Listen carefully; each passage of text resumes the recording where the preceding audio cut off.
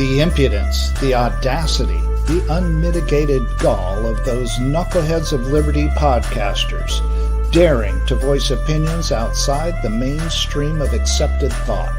Listen if you dare. It's angry, it's funny, it's even sometimes sad, but it's always based on freedom and justice, as you will see. Here's our host, Jason McPhee. Welcome to the Knuckleheads of Liberty podcast. We are coming to you on March 16, 2022. Obviously, I am not Jason McPhee unless there was some miraculous transformation that occurred last night. You can always identify as me if you want. I can identify as Jason. Thank you for telling us that. Thank you for telling me that. You know, Jason has some lame excuse for not hosting the show, but we'll get into that at a future date. But seriously, though, we are a little bit over 1 year into Joe Biden's administration, and this man's presidency have brought nothing but misery to our great land. The misery index prior to the pandemic, which is a combination of the inflation rate and the unemployment rate, the misery index was running about 6 or so. Now it's about 11 under Joe Biden. So we are in for the long haul. We are in for some real problems with the administration of Joe Biden. So let us get into the topics. Our first topic we are about to deal with is about war. There's a very hot war ongoing between Russia and Ukraine. But there's another war that is going on right here at home. It's a silent one. It's a one that no one speaks about. It's a war on... Uh-oh, you're freezing up, Leon. Huh? You froze up right when you said it's a war on, and then you held us all in suspense. Oh. What's the war on? The war is on the First Amendment. Okay. Good. That's such a war. They shut you off before you can even... There you go. Exactly. You see, I told you that there is a war. Now you believe me. Now you believe me. Yeah, you can't even talk about it. It's so pervasive. Yes.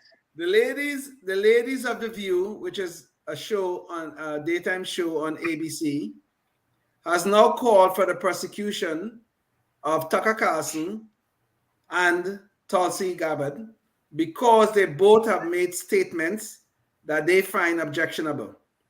And their statements had to do with the situation with Russia, about their invasion into Ukraine, and about some biolabs statements that they have made. Now, both Mr. Carlson and Ms. Gabbard are being called Russian assets. They're being called propagandists for Russia. They are shrilling for Russia. All these things are now being said.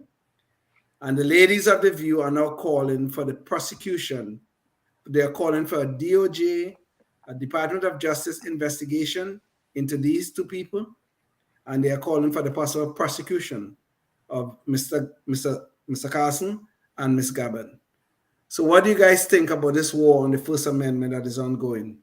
Tim, why don't we start off since it involves Tulsi? Yeah, I'm going to call for the investigation of The View for violations of the First Amendment. I mean, that's the law of the land. How about that? Yes. Why don't the DOJ investigate their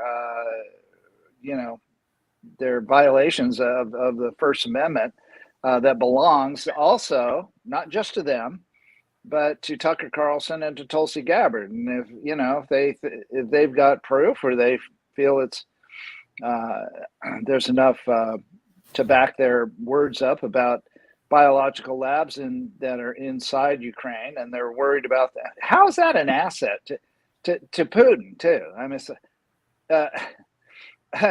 you got these potentially dangerous targets that if Putin accidentally bombs them and the viruses or whatever gets out, it could be, it could be an issue. I mean, how is that in any way, leader A, let's call Putin leader A, and we'll call Ukraine victim B so that we can, just play along with the whole game. How is that giving A an advantage in any way over anything at any time? I don't get it. But nonetheless, they have a right to talk about it. If somebody comes up with, if their BS meter goes into the red zone, then they can come up with evidence to go against them. I mean, that's how adults play in the playground here, not these view. Is that a misnomer? The View?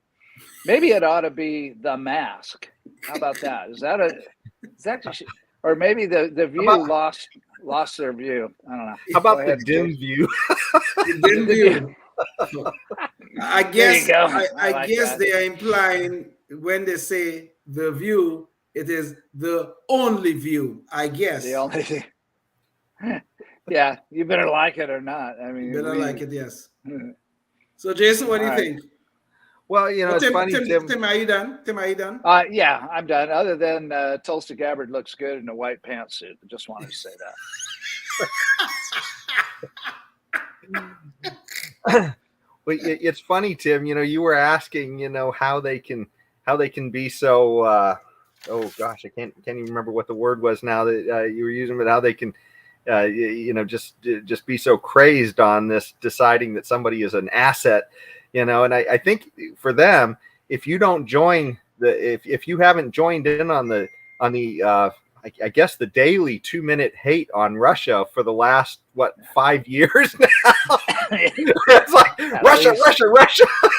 Everything is because they've been calling Tulsi a Russian asset for over 5 years now, yes, right? Yes, I mean, that was the yeah. primaries before Trump won. So, or was it before Trump won, or was it before? No, it was during the primary. It was the Democratic primary in 2016, where Hillary Clinton or the campaign, one of them, called Tulsi a Russian asset. Yeah. I wasn't sure which year that primary was, but regardless, they've been. Yeah. Go I just wanted to throw something in here. So Tulsi served 2 terms, two tours in Iraq, I believe. Yes. And, so she was in the Army. Okay. These people throwing these comments out, including Mr. Mitt Romney, that plastic little poster child,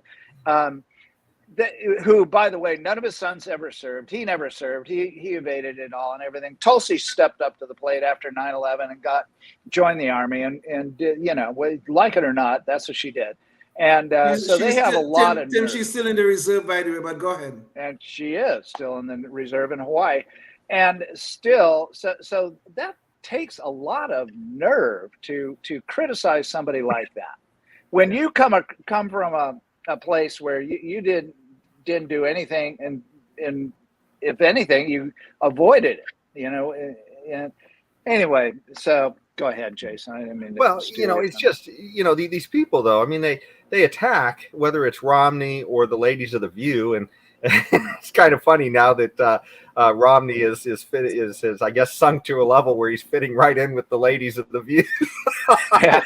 but regardless, though, the idea that they aren't even accurate in what they're attacking Tulsi about, and Tucker too. I'm not quite sure exactly what they said Tucker did, but what they said Tulsi did is they were claiming that she was spouting Russian talking points about this being a weapons lab, and she never even said that. She literally just said, look, there are these research labs that she didn't bring this up. This was literally testimony in front of Congress that the State Department brought up, and she was commenting on that. So, I mean, my goodness, if we can't even comment on what our government tells us, I mean, it's like this baloney where people have just said what Fauci said, and suddenly they're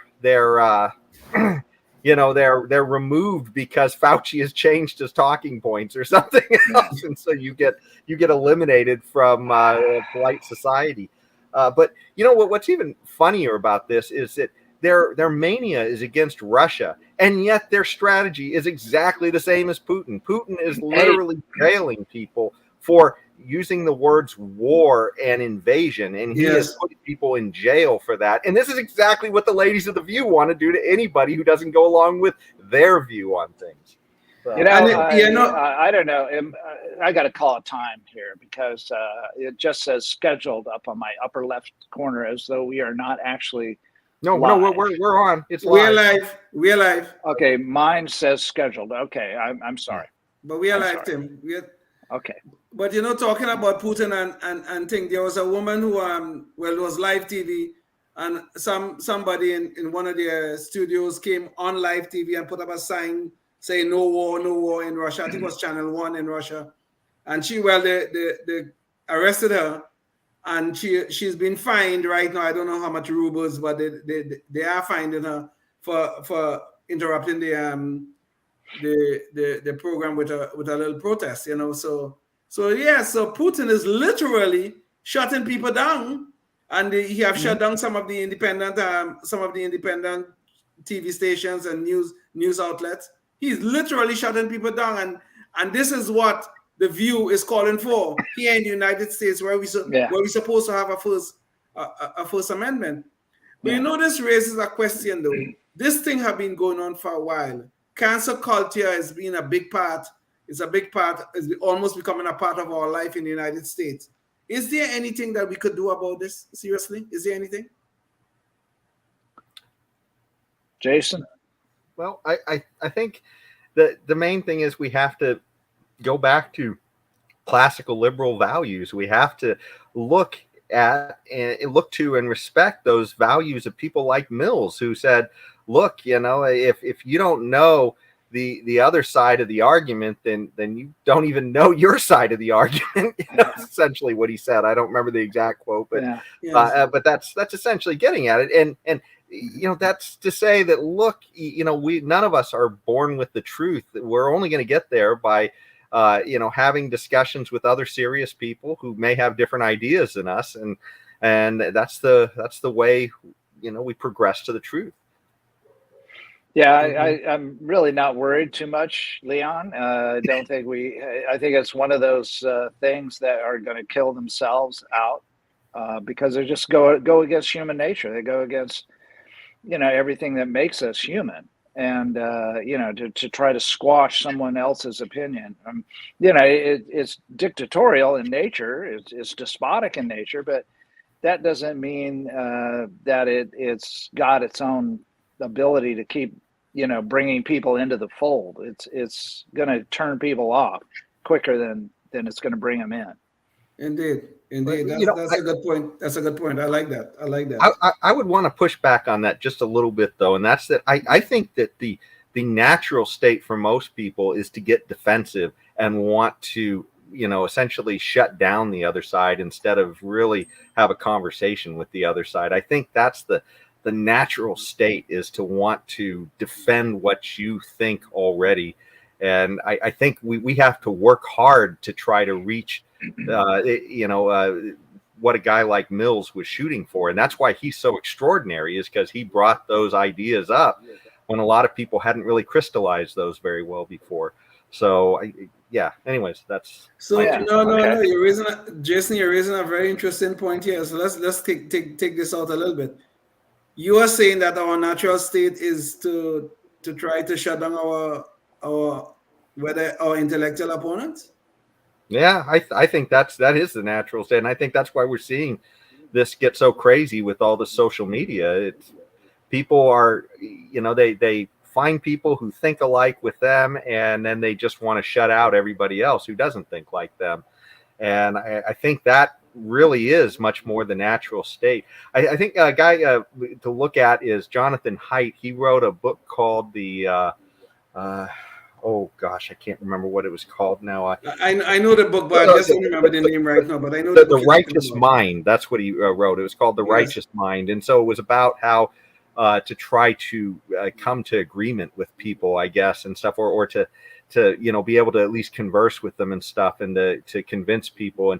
And a lot of times, what he was trying to say in that book is that people start off on the defensive, and you really have to have some trust before you can even get them starting to acknowledge your ideas. And right now, there's like, it's really both sides have this disgust that's pointed at each other. And I think one side's earned it a little more than the other, I think. But still, when we're in a situation where both sides just think of the others with just loathing and disgust, I think you want to shut them down. It's not that you want to say, hey, well, tell us about how you want to, turn Johnny into transgender or something at the age of 6. I really am not that interested in listening to that. But I mean, that is part of the issue, right? I mean, we have to at least allow them to talk, and then if it's a bad idea, then defeat it with evidence, not just shutting them down, I guess. So, but if I were to go ahead, Tim, go ahead. If I were to push back on that, push back to the pushback, I would just say that I think there's, that you're right and I'm right. We're both right, because there's two types of people. There's those that are open to new ideas and always trying to learn. And then there's people that think they know everything already and are closed and are very closed-minded. And so I think I don't know what the percentage is. I have no idea. I don't know if anybody does, but it seems to be you're either one type or the other type. You see what I'm saying? And so maybe the person that's open to new ideas is going to want to converse. And I tell you, I'm just as closed about certain things as the most close-minded person. I mean, there's certain things you would have take a heap a lot of convincing to convince me to change my mind on certain things. I'll tell you that, but then I'm also open to debating certain things too, and that kind of stuff. So I don't know. Well, Tim, just a real quick rebuttal. I definitely think there's people like that out there, but the side that currently calls themselves liberal is the side that literally wants to shut everybody down. Yeah. And liberal they're in the closed-minded camp. That's for sure. So yeah. The rebuttal but to the rebuttal is supposed to be open-minded. But guys, I think I'm hearing something here that I find quite disturbing. Jason, are you saying that our natural state is some sort of totalitarian state? That's our natural state, because in a totalitarian state is where we want to shut our opponents down, whether intellectual or political. We're always trying to shut them down. Are you saying that is our natural state? I think that we have to work to be open-minded. I think it takes a lot more work to be open-minded than to be closed-minded. And I think that's exactly why we celebrate people like Socrates and Mills and others, is because they were exceptions and not the rule. Oh, okay. It's good point. Wow, good point. Well, okay. Okay. Tim, did you have anything to add before we move on? I do not wish to rebut the rebuttal to the rebuttal of my rebuttal's original statement. You could, man. If you have something to say, it's okay. Let's go. No, I'm out of rebuttals. I'm okay, rebuttal. All right. I'm rebuttal dry. Okay. On our next topic, we know right now there's an energy crisis ongoing, and here in California, we are feeling it in spades, shall we say? The question is, what caused the energy crisis? Is it lunacy here in Sacramento, or is it lunacy in Moscow that has caused the energy crisis? We are seeing energy prices rising, both oil and gas, gasoline at the pump, and especially electricity prices are rising significantly here in California. So is it this decarbonization push by California is causing these problems here in California? This push towards renewables, is that what's causing our problems, or is this external to us? What do you guys think? Do you want to go ahead, Tim? Chase? Okay. Well, okay. You go ahead. Oh my God, I went first last time, but anyway, I think for one thing, number one, let's get something straight here. Inflation is a monetary thing. Friedman was right. It's always and everywhere a monetary phenomenon. When we talk about inflation, we're talking about rising prices due to the too much money chasing too few goods. Okay. That's because usually, not because the goods, it's because the money supply is increased. Okay, so now you've got that, the whole supply of money has been increased. The demand is about the same, just assuming. And then, so prices rise, just in simple economics. On the other side, when supply drops of oil, for example, then it's not inflationary. It's just a supply-demand issue. It's just a free market thing. That's what's going on when we have a war with Russia and Ukraine, and we have upsets in the supply of oil. That drives prices up for that reason, because the supply has gone down. It's not inflation that's going on. It doesn't cause inflation. It causes higher prices in oil, yes, which seems inflationary, but let's stop this lack of economic knowledge. Inflation comes from too much money out there. And that's what we have in addition. So in the California thing, so we've got an issue with supply down because of the war with Ukraine and Russia. And we have an issue with supply being down because of the war in California against oil and natural gas. And so all they want is renewables and this so-called free energy nonsense. And they want to spend billions of that. And so what they're doing is essentially lowering the supply because they have not gone in and I don't know how they have to invest in everything. But apparently they do. So in some ways, California has strangled the supply of oil and natural gas, and that has also increased prices just in California, because we can see that it's higher than any other state or most states. It is. So we're talking. So we have three things going on here. Two of them a supply thing, Russia and Sacramento, and then the third one is inflationary pressures from the Fed printing so much money right now. Okay. Jason, did you have anything you want to add quickly? Well, I kind of agree with most of it. The only thing I would add too is that, coming off of the lockdowns, we had a bit of a distortion there too, which would, in some ways, possibly you'd think it would increase the supply of oil because there's less people driving and shipping things. But on the other hand, it also caused production to shut down at the same time because they were responding to a drop in demand. And then it takes time to get that demand, or that supply rather, back up. And especially when you have sort of these, lefty administrations that are trying to give the signals to the market to not produce, then, it's things like, trying to stymie the pipeline from Canada. I can't remember the name of it at the moment. The Keystone pipeline. Yeah, the Keystone.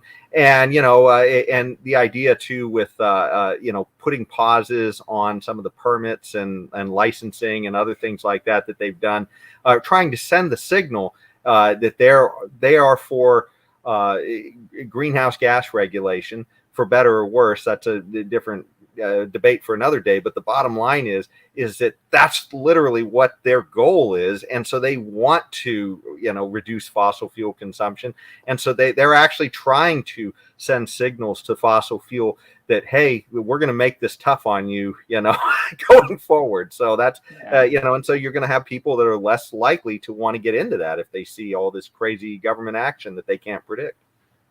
I'm sorry. Go ahead, Tim. Go ahead. Hold that thought. You brought up the fourth leg of the stool, and so I mentioned three of them, and now you brought up that fourth one. All this pent up demand from being locked down for all this time. Now here we are, going into the springtime and summer, and a lot of the pandemic pressure is kind of dwindling away slowly. And so all this demand is coming out. So in addition to everything else with supply and inflation, you also have a demand shock. So that's another good point. All these things will bring prices up. When you have higher demand, your price is going to go up. All things being equal. Okay, guys. We have to go to Knuckleheads Noise Patrol. Tim, we'll hold that good guys with gun maybe for the next show. Jason, why don't you take us with Knuckleheads Noise Patrol? Okay. Well, this takes us right back to the Ukraine, and one of I guess she just can't help but show us she's a knucklehead every time she talks. Maybe she's auditioning for The View. I'm not sure. But every time Kamala Harris has some kind of a press briefing, she winds up just saying the most ridiculous nonsense to no matter who it is, whether it's on the world stage or it's in front of a radio station. And in this case, it was a radio station where they were asking her, let's see, this is called The Morning Hustle, was the radio show. And this is about a week and a half ago or something, I think it was. And she was being asked in layman's terms, for people who don't understand what's going on, can she explain what's happening there in Ukraine? And so her answer to that was, so Ukraine is a country in Europe. It exists next to another country called Russia. Russia is a bigger country. Russia is a powerful country. Russia decided to invade a smaller country called Ukraine. So basically, that's wrong. And it goes against everything that we stand for. And that's Kamala Harris. Imagine that.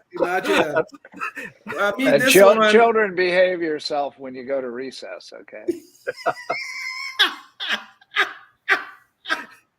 But this is not a one-off, though. This is not, I mean, she literally, every press conference, she was saying something, babbling on the other day about somehow defending the northern flank, the eastern flank, and it just was such a word salad. You had no idea what she was saying. And then in another one, she was saying that we're defending by standing with Ukraine, we're defending NATO. I can't remember the exact word she used. Yes, but our NATO allies. Yeah, yes. Ukraine isn't in NATO.